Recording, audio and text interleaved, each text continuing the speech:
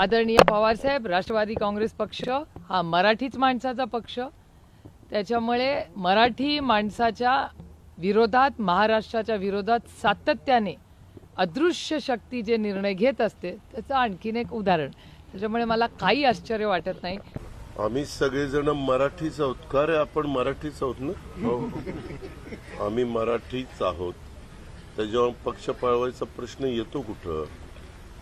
काय कोणाला काय म्हणायचं? आम्ही त्यांच्याबद्दल जास्त टीका टिप्पणी करू शकत नाही. आम्ही कामाचा विचार करणारी माणसं, काम करणे, महाराष्ट्राचा सर्वांगीण विकास करणे, केंद्राच्या जास्तीत जास्त योजना महाराष्ट्रामध्ये आणणे आणि नवीन पिढीला बरोबर घेऊन, वडीलधाऱ्यांना बरोबर घेऊन महाराष्ट्रामध्ये डेव्हलपमेंटच्या करता प्रयत्नशील राहणे.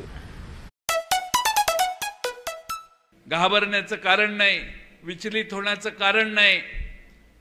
महाराष्ट्रात पवारसाहेब जिथं उभा राहतील तिथं तो पक्ष उभा राहील, हा माझा विश्वास आहे. तुम्ही सगळ्यांनी देखील मनापासून ठेवा. आज एवढी माणसं आली आहेत की डोकं फिरलंय, वेळी झालेत म्हणून नाही आली.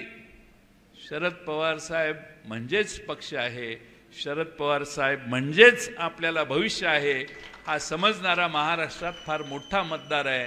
घाबरून जाऊ नका, योग्य तो निर्णय करू आपण. सुप्रीम कोर्टात जाण्याची व्यवस्था होईल. पण आपल्या सर्वांना, आपण एकसंघ आहोत. पक्ष नसेल असेल तो पुढचा भाग आहे, पण आपण एका विचाराने पवार साहेबांना साथ देण्याची काम भविष्य काळात कराल, हा विश्वास मी या निमित्ताने व्यक्त करतो.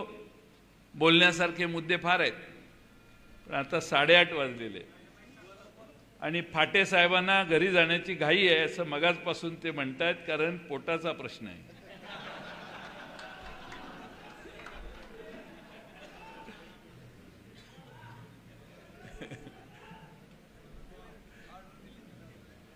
एखाद्याच्या पोटावर मारणं बरं नाही. पण या मतदारसंघात मला एक चिठ्ठी आली. आमच्या भगिनींनी मला चिठ्ठी दिली, आणखीन 1-2 जणांनी दिली. त्या सगळ्यांना असं वाटतंय त्यांना धमकावलं जातं. या तालुक्यामध्ये काम करत असणाऱ्या महिला वर्गाला धमक्या दिल्या जातात. या मतदारसंघातल्या सगळ्यांना मी सांगतो की या मतदारसंघाचा निकाल ज्या बाजूला शरद पवार असतील त्याच बाजूने लागणार आहे. तुम्ही चिंता करू नका. हे मी नाही, माझं सर्वेक्षण सांगतंय.